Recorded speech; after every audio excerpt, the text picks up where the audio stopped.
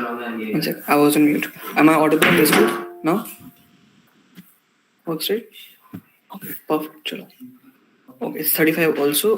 Siddhant, I guess we are live, right? Perfect. Chalo, then we'll start. Okay, give me 1 second.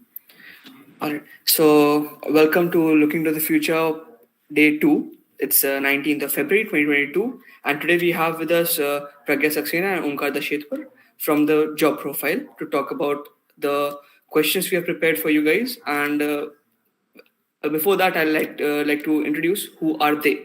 All right. So, talking about Omkar. Omkar pursued his B.Tech in Mechatronics at MIT Manipal. He graduated with a minor specialization in robotics and automation. He then joined Tata Motors as a graduate engineer trainee and later as a senior manager. He is currently pursuing MBA at IIM Shillong.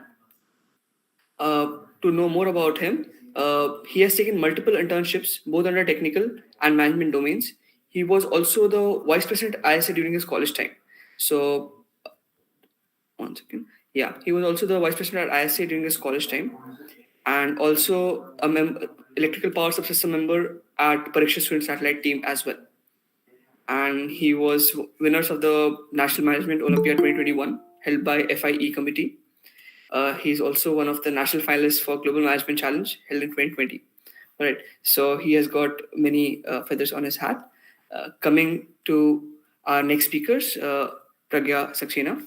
She completed her bachelor degree in mechatronics from Manipal itself. and pursued my specialization in business management. Pragya then undertook a job at Tata Hitachi as a graduate engineer trainee, later as an assistant manager in the assembly production line. She then shifted to imports procurement, where she was promoted to manager. She also worked full-time as a factory manager at Flipkart for a few months. She has also worked at TIF Labs as a business development intern. Pragya is currently working as an operations intern at Shakti Steel Plant. We are also proud to say that she has been one of our previous publicity heads at Mechatronics. All right. So welcome, guys. How are you all? Thank you, Achyut. Thank you, team, for having us here. We are good. How are you all? All good at our end as well. We are just waiting to get the college started. So that's so what. you are still in the campus or most of No, right now we are all at home. Next month onwards, we'll go to campus. Next month, first week, the third years are called. So make sure your suitcases are in good place. They will not get checked. True that. All right. Thank you for the introduction, Achyut. I'm doing good. Yeah. Most welcome. Yeah. Okay. All right. So we would like to start right away with the question answers, which we have as moderators, and then we'll move ahead with Q&A by the audience as well. Okay. So for those who are attending the session via YouTube Live, I hope you are able to see it clear. You can post on the comment box if you are not able to hear us or is there some technical issue.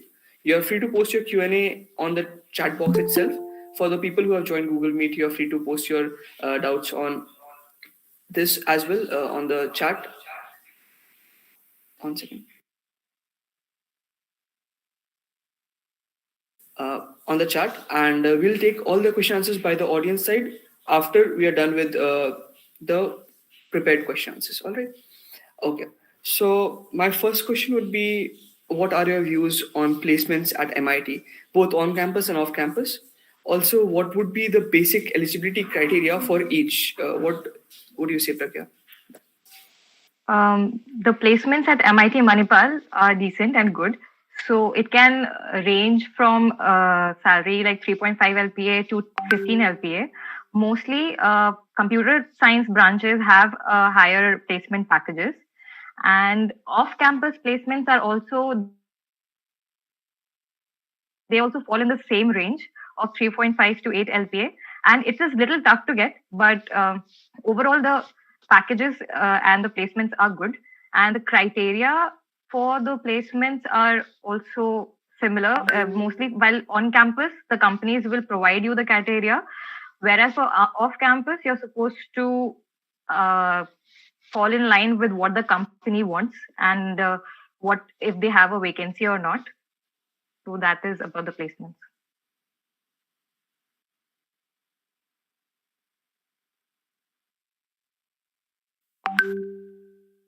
I think Achyut, you were on mute. Can you repeat again? Really sorry. So what are your views on it? What would you like to add? Oh, yeah. So the thing is, in campus placements, you do not have that choice if you have some specific interest within a particular domain or particular company. You have to choose about from what all roles are offered through campus. That is number one. Number two, the placement scenario in Manipal specifically is such that companies or placement committee has to make certain branches eligible. If you compare it with our counterparts, let's say other colleges with relatively smaller batch size, there's no such thing as eligibility of branches for most of the companies. You can apply based on your interest. So in that aspect, I think Manipal has a disadvantage. But at the same time, due to high batch size, you do have a lot of options as well. So that's the scenario in campus. So coming to off campus, here it is something where if you have some particular interest or you want to do a particular role or you want to get into a particular company, you can do so if that company has not visited in campus or in campus some other branch is eligible. So off-campus has that edge in that case, but at the same time, it's very difficult to get off-campus. The situation is relatively difficult. The interview processes are relatively difficult than campus interviews, off-campus. process. Right. So, talking about off-campus as well, like, what would you say? Like, are there any special skills apart from what is taught that you should know for off-campus? Why would you label it as difficult? Is it difficult to get in? Are there not openings, or is it the skill set? So difficult in the sense that, let's see a company's point of view. A company would want to hire certain number of people from campus because they know the students of that campus are at par with tier 1 colleges are best in the country. Or so the hiring process, the interview process is relatively simpler. They do not grill you much if you compare it with the off-campus. So off-campus, perhaps they look for specific skill set, or they would look at a particular profile. Whereas in campus interviews, you somewhat get an advantage. Whether you do not have that particular skill, still you may be hired and company would train you. So there are a lot of dynamics that come into place in off-campus and on-campus. Perhaps I may not have covered a lot of those, but yeah, you have to keep that in mind. Okay. Any additions, Pragya, to this? It's the same thing. Usually in off-campus, we have to be in touch with the people. Like, you have to start your hustle before. You have to get in touch with the through LinkedIn. You have to get in touch with the seniors or people who are hiring for that particular role. You have to start that very particular process a little bit ahead, and then only you will get an opportunity to be shortlisted for an interview process. That they will look at your application if you're eligible or not, and also the vacancy part is there. So it gets naturally a little tougher compared to whatever we have on. Yeah, again, the competition as well. On-campus companies have, like just Omkar said, that, Omkar told that they have already the set of questions there, and it's an easy process. They have come for recruitment. So you don't have to, all those criteria, like, is there a vacancy, is there a skill set, is already striked off when you're going for an on-campus placement. Right. Okay. So since you guys have been in industry just since after your after completion of your B.Tech, so you might have experienced different kinds of skill sets with people with different kinds of skill set. What would you label as not the one of the most, but like different kinds of skills which are in demand in today's market? Pragya, what would you say about it? The skill sets I would say is important now is data analytics and data science. So nobody can run away from coding. Coding will be there and it will come eventually. That is important. And while we were working in industry, so it depends on your, like I joined as a GAT. So I was placed in the production department. My roles and the roles of someone who is in design team or is in supply chain is completely different. I had more of an operational task, manpower handling, materials handling. So for me, not that much of on computer job was required. It was more physical job. So it differs in an industry where you are placed. Similarly, if you get into a software company, you will have requirements. These days, data science is booming because you have data everywhere. Like, for example, we had quality team and they had a bunch of quality defects. So you have to analyze that data. Though it can be done over MS Office suite, you can have those things. But gradually, if you go into a consulting firm, if you look in that perspective where you're handling data of other companies, you have to present it more better. So you need to know the data visualization tools. So those are the skill sets that are coming and that are in demand in future. And obviously, like mostly computer science softwares, you can have robotics also, automation. That is also happening, IoT. Those are the things that is required. Okay. All right. What about Omkar? Any other skills in other domain or something? So, yeah. So let's say if you'll have to categorize into jobs into different industries or different domains. So let's say Pragya covered most of the technical aspects of the part, the engineering jobs.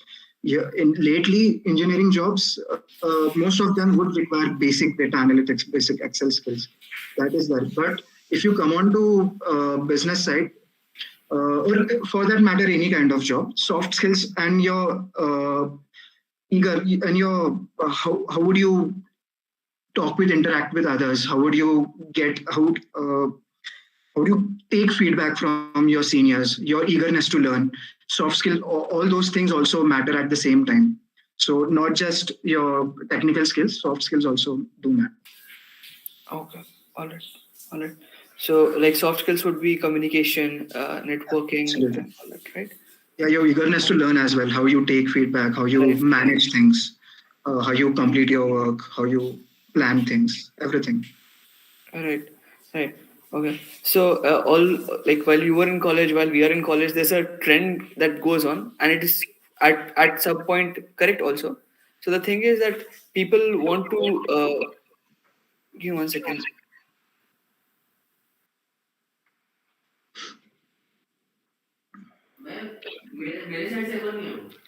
So, like, if you want to get into MS or even for now job placements, people are looking out for their name publication, usually first author, even as co-author or something. So, what are your views on like if is it necessary to write a research paper for getting a job? Like, what demand is there? So I would say it is not exactly necessary, but sometimes it does get you an advantage. Let's say if you want to apply for masters, having a research paper would certainly show that you are into research, you are into engineering or into that particular field. Or sometimes particular jobs like R&D or that those for those jobs, having a research paper would give you an edge over other candidates. I would say it does help you, but at the same time, it is not necessary. It's not a deal breaker. I would say that. Adding to Omkar's point, research paper for jobs is not that much required compared to if you want to go into research and development in specific companies, like you want to pursue research in maybe ISRO, BARC, or IASC. So you want to have a paper there to present. Otherwise, a very good internship in that particular domain is showing of your technical skills wherein you want to go. So that much is required, but for job as such, there is no requirement of research papers. All right. Okay. All right. So, like, if someone wants to pursue MS after job, so it would be better that they do work on a small research paper before that, or it would it be like focus on job right now, and then while job you get into more detailed stuff. If your job is related to your field wherein you want to pursue your MS, then research paper will not be required because you have already worked in a technical domain, showcasing your skills in that job as well. So while you're writing your SOP, LORs, the people will recommend you that so and so has worked in this particular technical field. So research paper won't be required. Whereas if you are trying to maybe pursue something else for your MS, wherein you don't have experience, you can go back to your college times and showing that I have done so and so research, but not that much required. So you can showcase in that way. All right. Okay. Perfect. Perfect. Okay. Okay. So usually we see that people start whenever they join a job, they start hopping through jobs, right? Like you join this, then you join that. Many times, like you are. Some people just stick to the job till the end, like till they reach a vice president position. Sometimes they keep on hopping, getting different promotions or some stuff. So there's some term that's called job satisfaction, right? So what are your views on it? Like how important is job satisfaction, or we should just work for the salary, or just because the company ethics are good? What should be our aim to leave a company or just stay in there? What is your view on it? That's all. So, job satisfaction is something that's a little tough to get. It depends from person to person. If you get a job which you want and you want, like you really like, so that time you will be satisfied. But then there comes another factor. If you are working for quite some time and the salary is low, even though if you're working for something which you really like to work, you might want to stick to that job, gain your experience, and you can switch later on. Then second thought process is mostly if you get a low salary that I've addressed, but if you want to go for your MS studies, so then people try to do the studies in order to satisfy in-depth research is done. Otherwise, to maintain a balance, it all boils down to salary and experience. Sometimes the work gets monotonous. So you want to feel like, okay, now I need to upskill myself because the work is getting monotonous. I'm doing the same job every day. There is no change. That time people would want to, again, they should switch or consider something else. All right, right. What about you, Omkar? Like, what are you I would say thinking? this is very subjective, very subjective. So let's take a case. You want to go into particular, let's say mechatronics, wherein you work on robotics or build robotic arm. You get into that company. It is something you have interest in, but many other factors also come into place. Let's say the monetary compensation or the work-life balance, or they say that most of the people who are working say that your manager or your team, how your team is, how they behave with you also depends, affects if you want to stay in the job or not. So it is a very subjective answer. At the same time, it's also a personal decision. Some people who want to focus on learning or who want to focus on growth in the initial stages, they'll have to compensate, they have to give up work-life balance. If anyone wants to focus on work-life balance, perhaps the learning or monetary compensation part uh, will not add up to their expectations. So many things come into play, and sometimes also, let's take your example. Also, I'm sure. Amongst what who all mechatronics students are there, almost 50 or more than 50% had wanted some other branch, let's say ECE or CS. It was not their first choice. So likewise, the job would also be the same. The jobs which are offered on campus may not be your first choice. Once you join, you'll find that uh, this is not something you want to work for the rest of your life, or you find some other interest. So it's very subjective, and you have to consult at that particular stage, at that particular problem.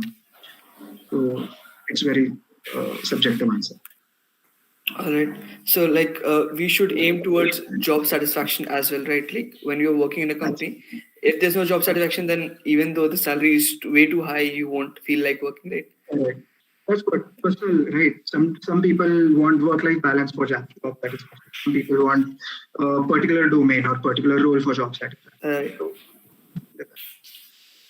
All right. Correct. Okay. All right. So, as you guys discussed about data science, IoT, and other things, soft skills coming into development, but what these were the skills that would be demanding that are being demanded. But in next 3 to 5 years, since you have seen like even these crypto, blockchain, and NFTs, everything's coming into play. So, in 3 to 5 years, what are the fields that would be hyping up the industry, or how would the industry be in next 3 to 5 years, according to you? see, as you mentioned, IoT and 5G. IoT and 5G are going to play an important role in the next few days once 5G is rolled out, because uh, now the current infrastructure issue is 4G will not be able to support the number of devices the ecosystem, IoT ecosystem will connect. So 5G will push the number of push the scalability of IoT. So IoT is definitely the one thing which is to be looked out. Again, AI ML. Most things are being automated. So AI ML is something which you have to look, and at the same time, you'll have to upskill yourself, because most of the jobs can be automated and you can be replaced. So, and now the industry or dynamics are changing such that businesses are changing in such a way that within 5 years or 10 years span, some other skills or some other technical aspects or some other things would be important. And perhaps AI or IoT would be mature at that stage. So you have to keep on evaluating at every few years. So at the moment, IoT, AIML will certainly uh, be uh, in focus in the next few years. All right. Got it. Pragya. Yeah, so I will answer this question in from my experience. While I was working for the manufacturing industry, little bit of automation was there. You use robotics, robots for your welding processes and assembly processes. But otherwise, there were for the assembly line specifically, IoT installed devices were being put for the production line, so that if something happens at station one, it can be communicated to the manager well within the sitting area that something has happened. Otherwise, there used to be operators going around telling their managers, and the manager used to rush back to their department saying, "Ki, abhi you have to switch it off. This so and so damage has happened." So this is one thing. Even the core industries in India a little slow, but they will move into automation and IoT. And e-commerce perspective, they have already started. Example, that one delivery hub of Flipkart, it has a hub wherein your particular parcels are segregated and sorted based using the robots based on your pin codes. And even in the company itself and the warehouse management, they have started using robots to place little tiny objects depending on their weights to address the warehouse, this thing to reduce the manpower. So these are the fields of development that are coming over in the next 3 to 5 years. Right. So fields of automation and other things would automation IT, and based on those, the business will expand. So business will require again MBAs. So MBAs fields like finance and everything will also be there. Yeah. Got it. Okay, so that was okay. Good. So many people have the doubt when they come to, like, in the first year when they join, they're like, okay, some people are very much strict that they will do MS just after that, but they soon discover that maybe job is my field, and then they go out for looking out for job. But while working on job, they feel like, no, we need a higher degree to pursue higher studies and then get a better job, or maybe be at a better position. So is it, what according to you is advisable, like totally subjective, what according to you is advisable to do MS just after this, or is it also okay to pursue MS, MBA, any kind of thing after higher studies, basically after job? For that, okay, I'll just, for example, there are students, some get clarity, like extreme amount of clarity while pursuing their B.Tech, that so and so subject I really like, I want to get into this field.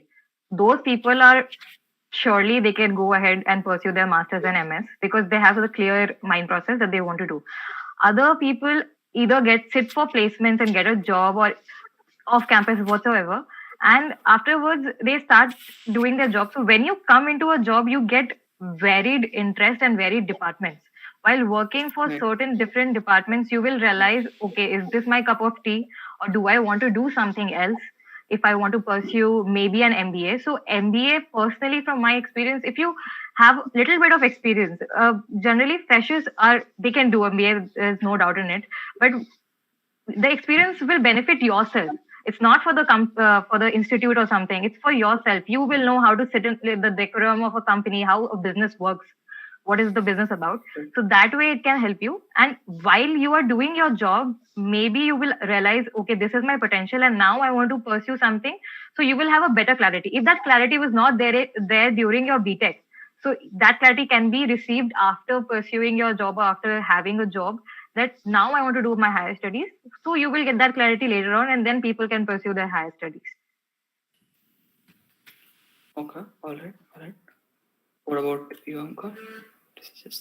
So, see, the thing in India, there is this stigma about academic gap. If you have a year gap, there's a problem. But if you are planning for masters outside, if there is a year gap or you compensate it with your any job, there's nothing wrong, right? It's always a good option to have a job. So in my opinion, if I have to suggest, definitely explore job, and then you'll have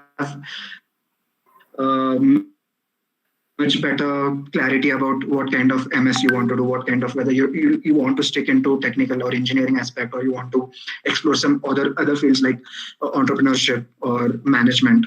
So it's better to have a couple of years more to decide, and during that decision you can perhaps take a job. So that is my opinion, completely personal opinion. But yeah, if anyone is damn clear about their specialization for masters or their career path, they can certainly go ahead for job directly without go ahead for masters directly without job. Right.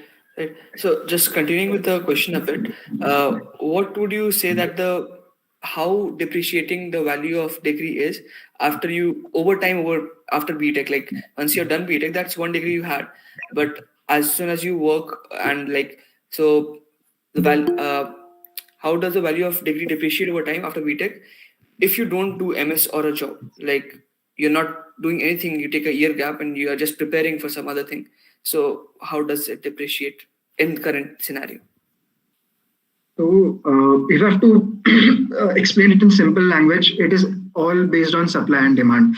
If if for a particular job, there are many other candidates you are competing with for promotion or for going up the ladder, certainly having a single degree will not help.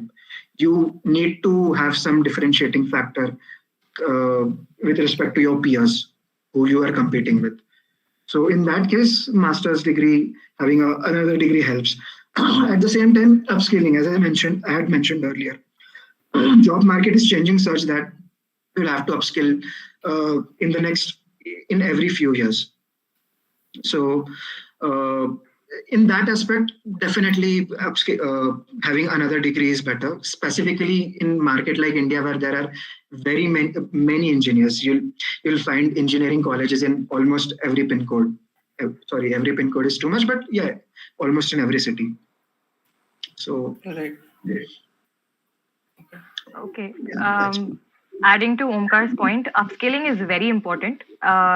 And as you said previously, that some people resign, like stay in that particular job for until they become VP or president. That is changing in presently. Like you need to upskill yourself. You need to have a master's, because initially, if you have ever looked over LinkedIn, they require people who need to have MBA and they have to have some master's degree. So masters is like another B.Tech from the 90s. Like, you need to have one master's degree. Earlier they used to have, you need to have a bachelor's to get a very good job. Now you have to have a master's degree to get a very good job and a decent pay. And along with that, you have to upskill yourself. So it is highly required. And also, while you are working for 3 to 4 years in a particular company, you tend to get somewhat monotonous. So it all depends on what you have worked, how you have worked, the projects you have done, and at the same time, if you have upskilled yourself or not. So the degree depreciates based on how you are progressing yourself. After a point, after your B.Tech, it's all about you and not the degree, how you are going forward in life.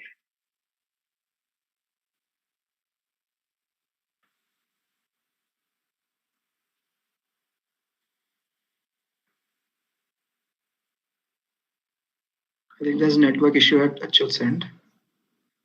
Yeah, he has some network issues. We're trying to fix it. Just wait for a while. Sure. Okay. We'll be back soon.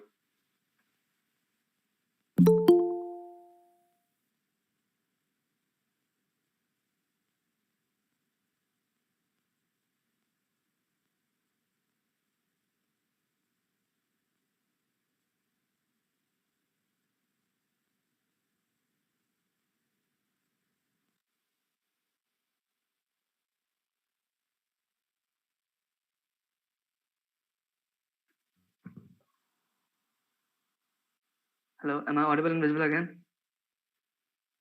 You are. All right. The technical issue. There's no Wi-Fi over here where I'm right now, so I had to use my mobile data. All right. Okay. So moving ahead. Okay. So if you had moving on to the one of the last questions of the discussion, that is, if you had a chance to go back to your 11th, 12th, that is your school life, and make some changes in the decisions that you would have made to land at a better place, you think you would have led to better place, what would they be? Because right now we do regret when it's all done, we do go back and be like, if I had done this, it would have been something like that. So since many school students and many people who are in their first year have joined, or even who are pursuing high school have joined, so maybe they could learn from it and maybe they could change.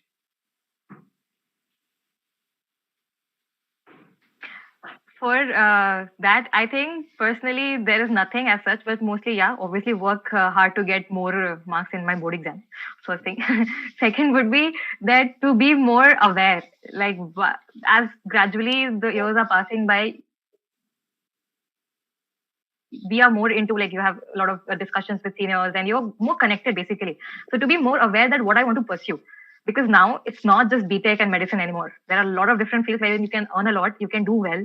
It's not again the basic of doing B.Tech, then MBA, or doing B.Tech, MS. A lot of different fields. To be more aware mostly and not just follow the sheep herd mentality and getting into one particular field. that would be one thing that I would like to do differently.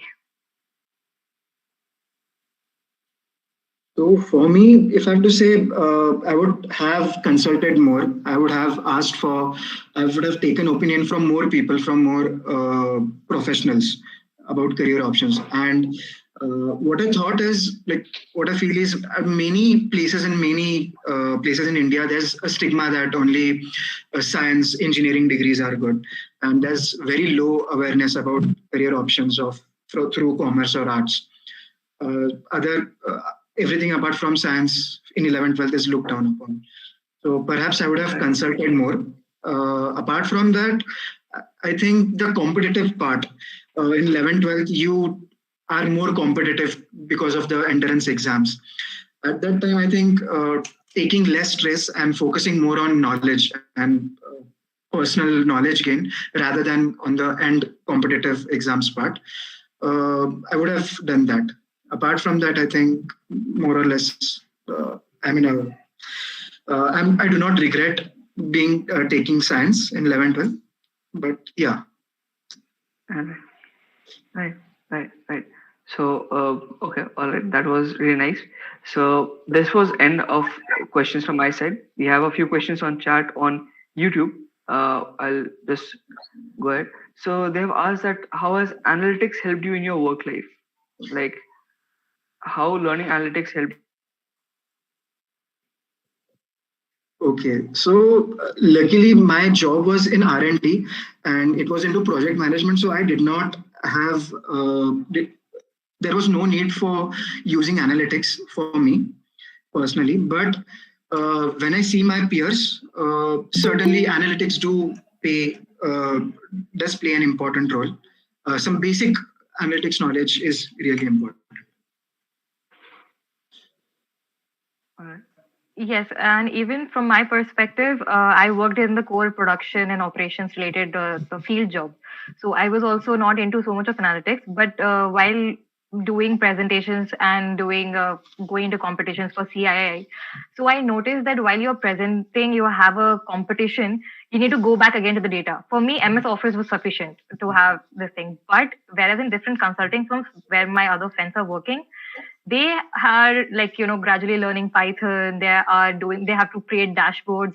Whenever you go into a consulting firm where different companies are involved, you need more of your hands-on experience on analytics and operations analyst, how to do your work. Even in further companies where your job is core operational related, you need to have some way to present your data in such a way that you can convince, because as you grow in the hierarchy, and you need to leave the shop floor job at the shop floor level because someone else will come and take it over. You have to go and convince the upper management that I need this for my job, for my particular area in my assembly shop. So you need to convince the upper management, and for that you need data. So that is why you need to be well proficient in it. All right. Okay. So a person has asked on YouTube. First, I'll go with YouTube. I'll come to the Google chat as well. So they have asked that the person is currently in his first year and wish to pursue internship in a research center in later years dedicated towards robotics. Then how should they go about it? What would be the process to go about it? I would suggest that he should look after internships that are coming in the fields where he wants to. The companies, basically first shortlist the companies and start doing small projects and taking courses initially, and also look after the companies that are coming and who are interested or looking for interns. A lot of Indian government initiatives are also coming up if you look closely at their websites, that if they need an intern from first year or second year. So he can go about it and connect with as many people as he can in that particular domain. Some or the other one, cold emailing, messaging, they will get back to you in that particular field. And by the time he's in second year, he want to do his research internship, he will definitely have a strong hold of good responses with them. All right. Any additions to it, Omkar? More or less, Pragya covered. Again, here I would like to add, connecting with professionals of that particular company or that particular field will also help you to prepare accordingly. So what all projects you would need to do to be suitable for that particular profile or that particular job. What kind of internships or how would they approach for internships? What kind of courses, life projects would they do? So at every stage, consulting some professional or senior will definitely help. So, but yeah. Right. Right. Okay. There's a very strong question on Google Meet chat. If you guys can see, the person has asked, "What makes a stronger resume? Is it CGPA or projects?" It's a very debatable topic, but yeah.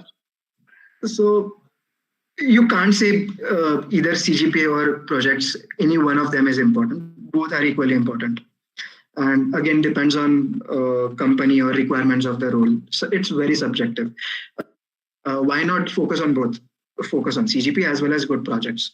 But sometimes, if you project CGPA is something, it's not always in control because CGPA in Manipal is relative grading. I hope it's still relative grading. Yeah, it is. So sometimes, even if you work hard, CGPA is not into your control. In that part, projects will compensate that low CGPA. So try to focus on both aspects, I would say. Right. Okay. Perfect. My answer is similar to Omkar's. You need to have a decent CGPA. Just make sure that you have certain decent CGPA that will help you shortlist through the companies. That is required. Otherwise, it's all the person's capabilities. If a person is hardworking, if he has stronger projects in his command over them, then even if you have a little less CGPA, it won't matter that much. So you need to have both hand in hand and maintain a decent GPA and add on projects wherein you want to work. So that will help. All right. Okay. So other person has asked, Omkar sir, looking back at your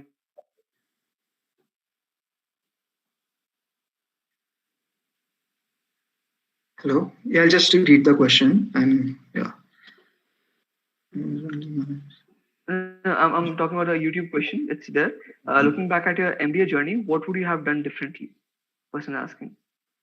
Perhaps I would have delayed my MBA for 1 year because my MBA was more or less on an online mode, and MBA is such thing which involves more of peer learning and case study discussions, and classroom discussions are more important. So perhaps I would have delayed my MBA by a year. I'm not sure. I did not get exactly what the question was. I hope. Yeah, they just wanted to ask what would you have done differently, like what you're doing right now. That's all. Yeah, I think just delay my MBA for 1 more year and get more work experience. Okay. Okay. Another person has asked on YouTube itself, how do you go about applying to companies off campus? Which sites, platforms have helped you the most, or would help the person the most? Like, where do they search for such stuff? Yeah, Pragya, go ahead. Okay, so for that, I think LinkedIn is helping a lot of people, and whatever connection you have, like Alumni Connect, therein you can connect with your seniors to get a job in particular company. So it all boils down to connections, and if you can get hold of email IDs from your friends or something, if they're working in that particular company, you can mail the HR and look at their websites. Most of the websites have a lot of vacancy, and they do get back that we have this vacancy open. If you personally go and apply on their website, so they do have that available. Okay. All right. Okay. Yeah, more or less Pragya covered everything. Cold emailing and connecting with alumni, connecting with industry professionals through LinkedIn. There are many other platforms for applying jobs. You can explore that as well. Like Indeed, Naukri.com and stuff like Indeed, that? Naukri, yes. Okay. All right. Right. Okay. So coming back to Google chat question, it's a big one. So as per you, if someone wants to go for MBA, as more or less to combine the corporate, you certainly need to have management skills.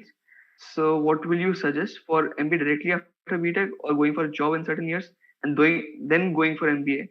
And how much would it be preferable? And then or otherwise going for masters and then going for management, which is preferable? It's a 3-part question basically. So first part is, what would you suggest, MBA directly after B.Tech or for a job? So I would suggest MBA after having at least couple of years of work experience, because see, if you see MBA outside India, there is minimum requirement of work experience. There are certain courses like MIM, in Europe. I hope it's MIM only, right? Masters in Management. Yeah. So those degrees do not require work experience, but if you consider specifically MBA, work experience is required, because you expect certain level of maturity with respect to how companies work, how processes work. So having a work experience is certainly a plus point. And coming back to India, although it is not compulsory to have work experience to join MBA, but during evaluation or admission process, work experience gives you brownie points. There are certain weightage for work experience. So if at all you have somewhat less percentile, having a work experience will compensate that. So in my personal opinion, go for work experience and then masters, be it management or technical. Okay. And the second part of the question, go ahead. Yeah, so in this question, I think Omkar has covered it completely. I would just like to add, if you want to climb up this corporate stairs, there is nothing such as you need to have after some point it is required, but even if you're working, you switch your company, you will be, the natural increase is 30%. So you will be at a higher salary. So the more you switch companies, after some amount of time, you will be going up into that corporate ladder. And also MBAs abroad require 4 to 5, INSEAD, Wharton School of Business, and abroad the colleges, they look for more work experience. And the work experience is required. Why? While you're working in a company, you are actually managing people under you, managing people over you, managing people within yourself. So you are actually doing somewhat management related work over there. MBA is just to increase your skill set, how to do it more prominently. So experience always gives you an edge, but in compared to masters in management, you need to have experience for specifically MBA. And if you're sorted, you want to do your MS, then you can go without doubt directly pursue it your MS, because it won't be much relevant. You will have the industry is updating, so you need to have more technical experience as terms in when it comes to MS. Right.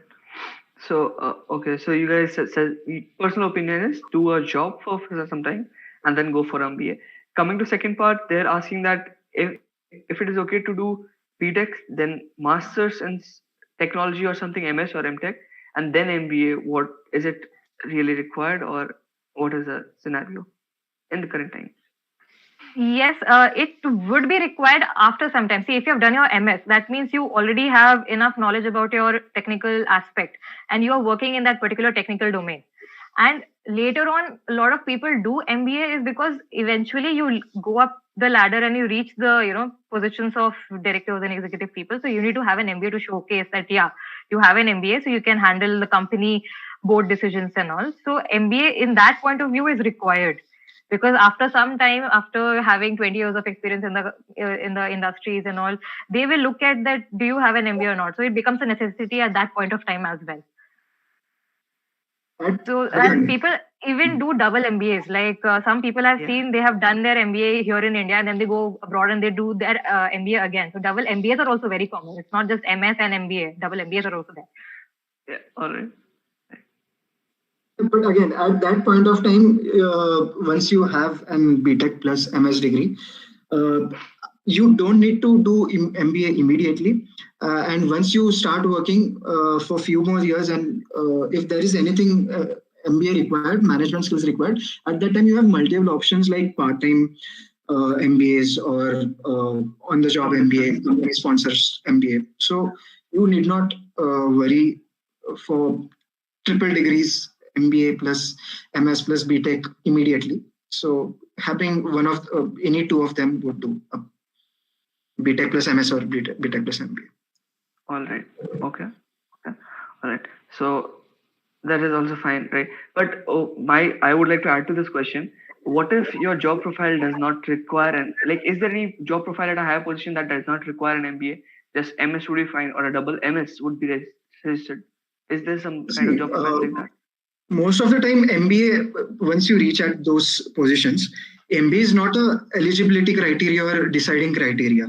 It's just to, if at all there are multiple options available for a company to choose for that particular role, having MBA or you need some differentiating factor. That is number one. Number two, if at all during your course of job you have enough skill set, you have proven yourself, you have given the required results, MBA is not required. So that is completely subjective. All right. Okay. Perfect. Coming back to YouTube comments, questions have increased a lot. So I'll quickly ask them and we'll see what goes. Okay. So someone has asked, I want to pursue career in business intelligence and analytics. Please guide me. How should I go about it? Omkar is directed towards you. Okay, so business intelligence and analytics, right? Yeah. So perhaps you have to start at a data scientist, data analyst position in that particular industry. Because after, let's say, for mechatronics, directly getting into those kind of roles is difficult, I presume. Uh, people are, companies would prefer someone having hands-on experience on data analytics. So if you have uh, projects or minor specialization or electives, perhaps focusing on those aspects will help you land on those positions, business intelligence analytics. All right.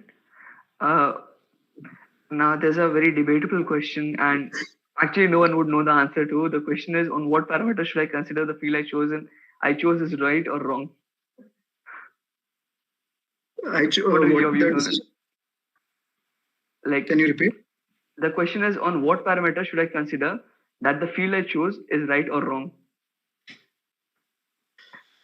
Uh, it's a very subjective question again. Right. So, as you have mentioned about job satisfaction, all those things again, similar answer applies here as well. If you see particular job and you see it that you would like to work in that particular role or that particular job for the next few years down the line, then perhaps it is a good decision. Otherwise, not. This is a simple layman answer, but again, many things would come into play to decide that. Right. Okay. What about you, Pragya? Any answer to it? I think that person, if he is like thoughtful about which degree, if it's correct or not, he should like not worry even if he somehow feels that it's not right, because a lot of fast changing of situations happen. People transit from one particular industry to another particular industry. It's always based on how you upskill yourself or wherever you are presently. If you're enjoying it or not, then he can follow that method of striking off things that he does not like, and eventually he'll come up to something that he will like or he or she will like and want to pursue. So you can go into that. Yeah. That's right. Okay. All right. Next question is a question with three parts. So I'll go part by part. First part is again subject question. How do you find your interests? Again, to find your interest is something will always push you while you're doing your B.Tech. You are studying a subject, you feel like, okay, this is not that I want to do. Maybe even if you put me in a 9 to 8 job, I will not like to do this particular thing.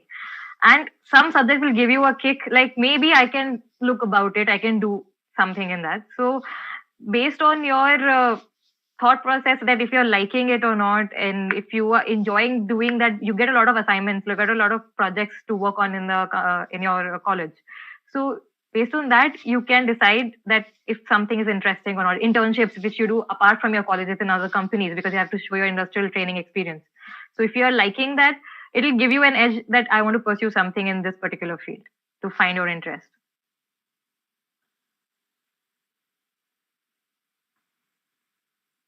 Omkar, any views on that? How do you find your interests?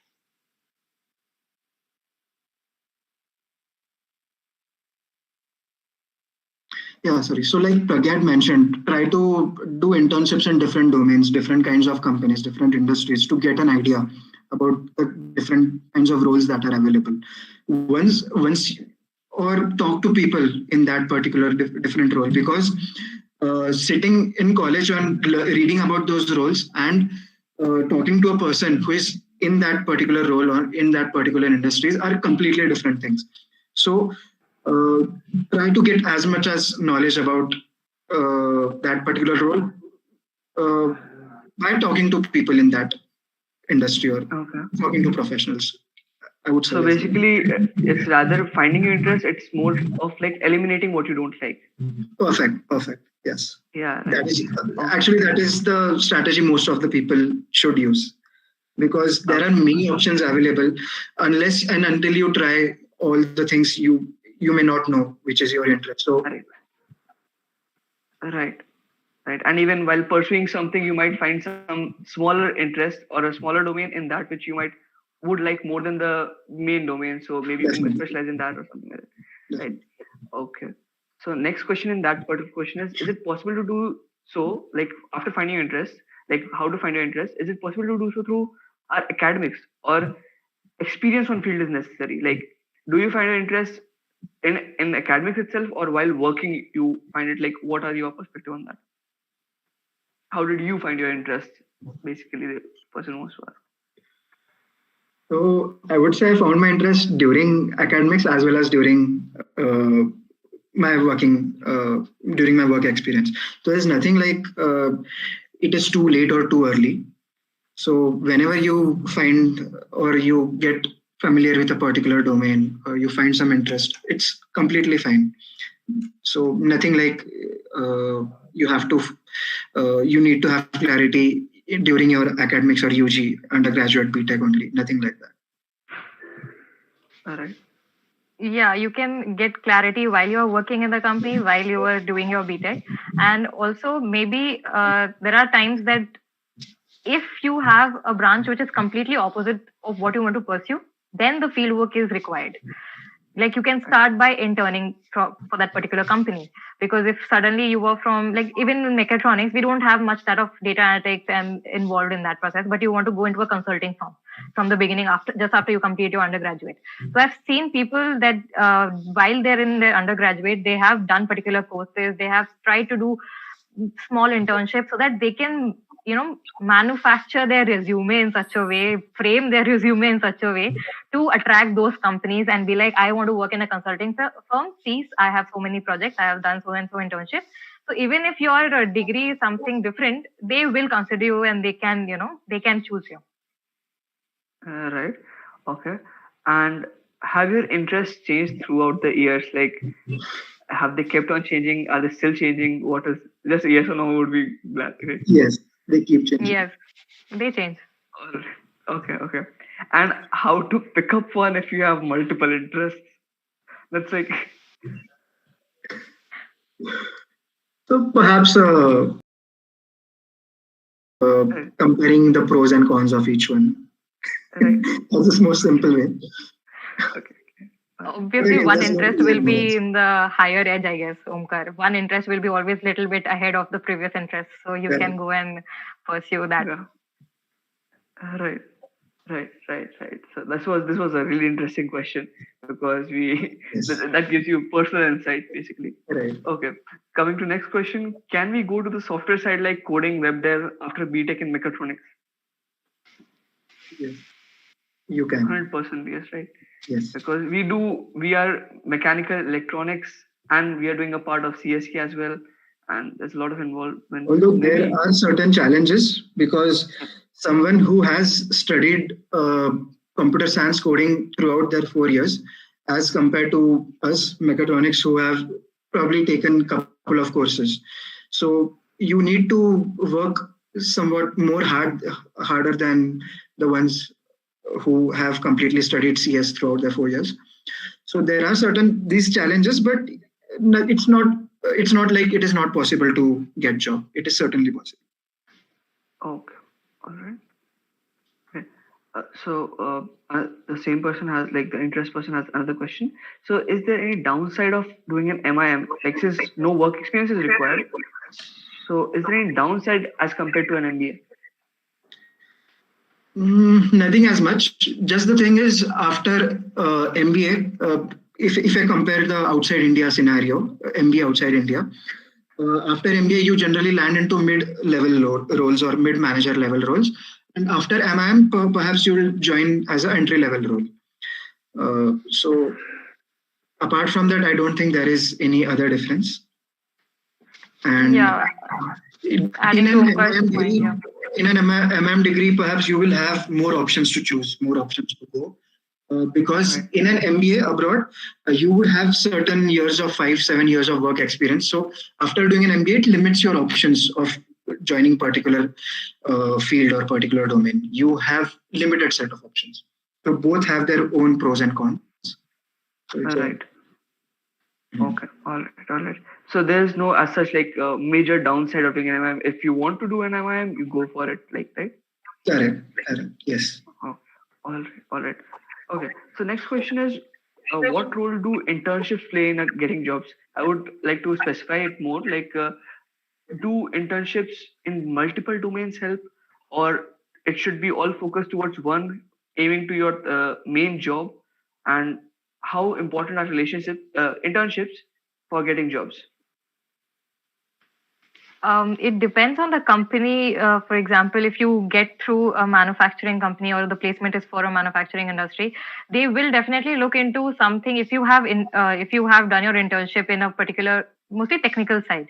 Whereas if you want to go and pursue something non-tech, non-management, there are people who have done internships in like business development roles and marketing profiles.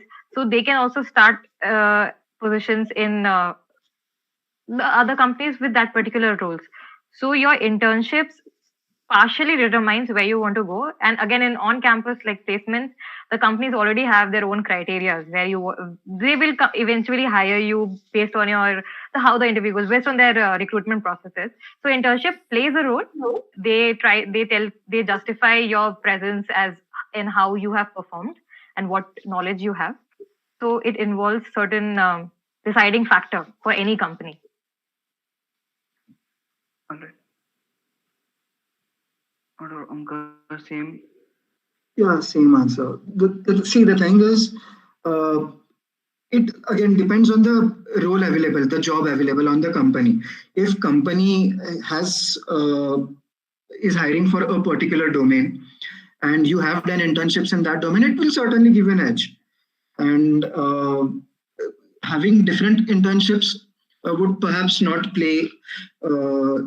Would not give you an advantage. But at the same time, if you have multiple internships from different domains, you can say that I was trying to explore different domains, different industries, different roles. That's why I chose to do. That's why I chose to not stick with one particular domain. So that is so. Again, it's nothing like you have to stick to one particular domain of internships or different domains. Nothing like that. All right. Okay. We have last 3 or 4 questions.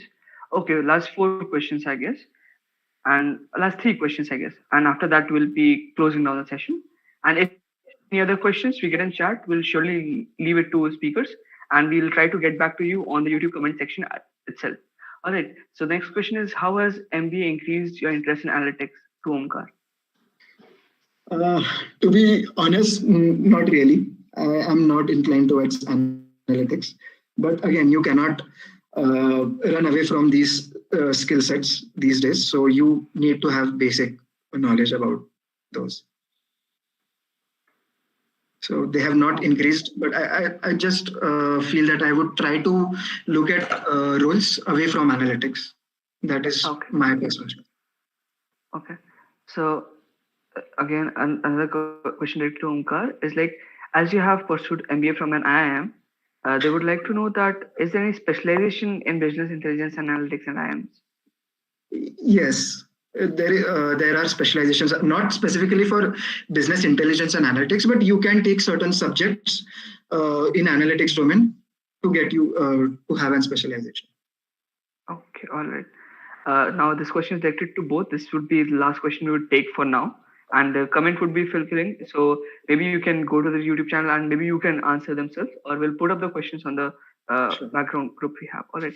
The last question is: as you both have are passed out right now from the college, can you please elaborate what tech thing are we taught in B.Tech, like apart from robotics? I did not get the question much. So what does that mean? Tech thing The is question, this, like, yeah, the question reads as you both are passed out, can you please elaborate what tech thing we are taught in B.Tech, like apart from robotics? They are from Mechatronics, I assume.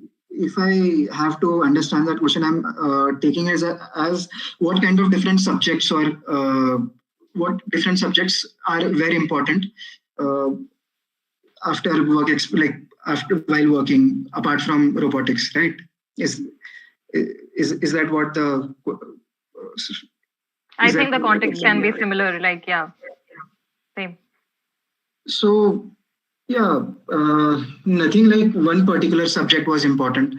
It depends on company to company, industry to industry. So more or less, all subjects are equally important. You have to try to learn all the subjects because some way or the other, you may be required later on.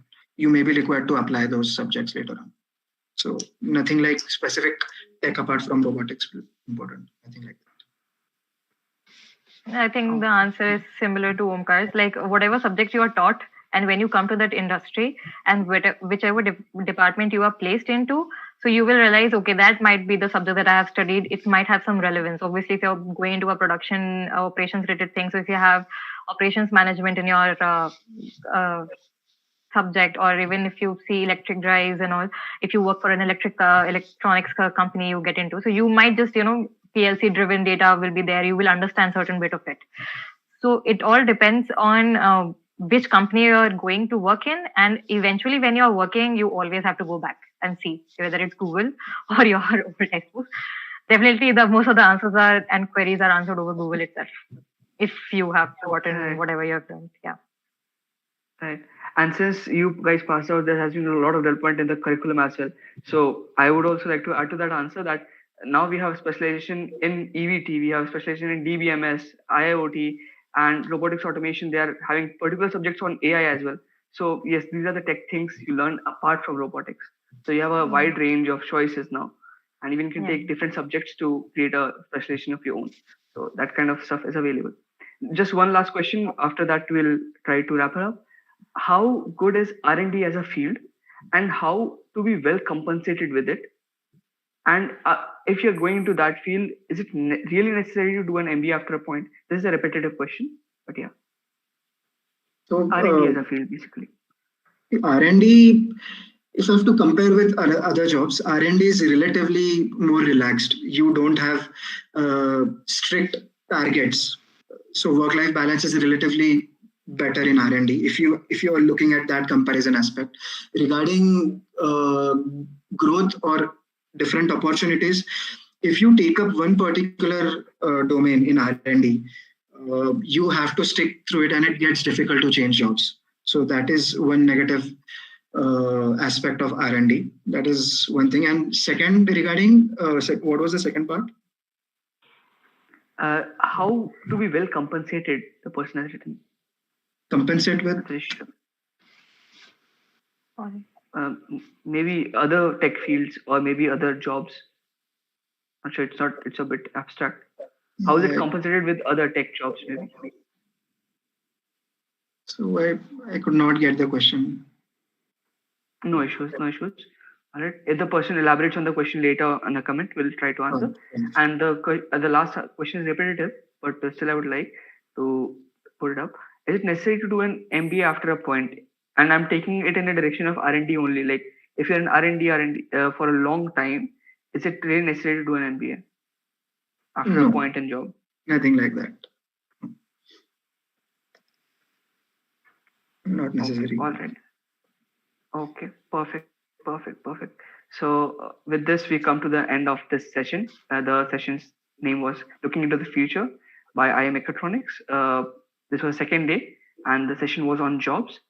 I hope you all liked it. We would like to hear a lot from you guys on YouTube comments so that we know how did we do and what would you like to ask more. you can rewatch the session as it is. It will be available on our channel, and we can ask more questions. We'll try to respond as soon as possible by getting in touch with the speakers. So coming to the end, in the end, what is there any point of like suggestion or any advice you would like to give all the budding engineers or budding students, basically upcoming industry people?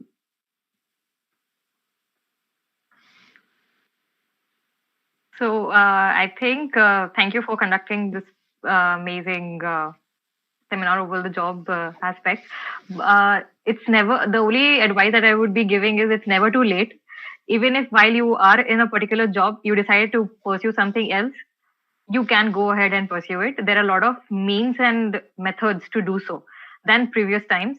So you can always go ahead, and a lot of companies are also, even if you try to change your field or go somewhere else, they give you opportunities. So you can pursue that wherever and whenever your interests come into picture. And if you want to pursue it, you can. There should be a little lesser hesitation. And otherwise, most of the clarity will be given while you're working, while you're in your B.Tech. So it will be a smooth journey onwards. And don't think that your GPA always matters. At points, it does not. After college, after your 12th, it's how you carry yourself, what personality you are, because that is what cracks you through the interviews. It's just a criteria to judge people from one person to another. So. Right. Yes. So yeah, regarding advice, it's fine to not have specific interest or not have clarity about any particular interest at this point of time. And finally, I would just say that try to upskill yourself whenever possible. Learn whatever comes on your plate. That's the thing. Have a good learning attitude. That is very important. Yes. All right, that was a great session with you guys. We enjoyed a lot. I hope the audience also enjoyed a lot. It was great to have you guys.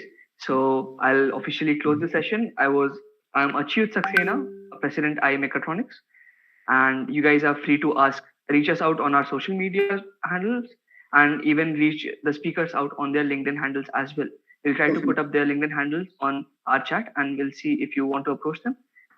They'll try to answer your queries. Otherwise, you can reach us out on our social media handles. We are on Instagram, YouTube, Facebook, as well as LinkedIn.